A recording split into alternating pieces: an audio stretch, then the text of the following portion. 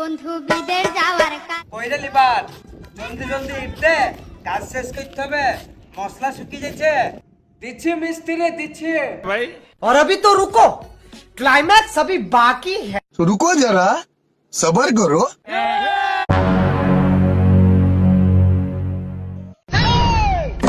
তুই চোখ কানা নাকি রে আমি তোকে বললাম জলদি জলদি ইট দে আর তুই 4টি ইট এসে দিচ্ছিস আরে মিস্ত্রি অত এগিয়ে যাচ্ছে কেন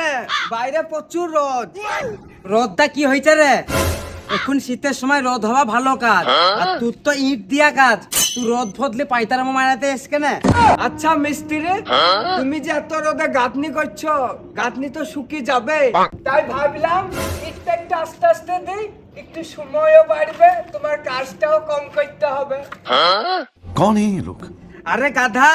দেয়াল তো তাড়াতাড়ি শুকিয়ে যাওয়া ভালো রে এতে কাজ আরো তাড়াতাড়ি হবে তাহলে তো মুশকিল গো মিস্ত্রি তাড়াতাড়ি কাজ করে দিলে তখন মাইনিও কেটে নিবে আবার তখন বলবে তাড়াতাড়ি কাজ করে দিছিস পয়সা কিসের এতে জীবনে কাজ হবে না তোর মতন বুদ্ধিমান লেবার থাকলে জীবনে বিল্ডিং তৈরি হবে না শুধু গল্পই হবে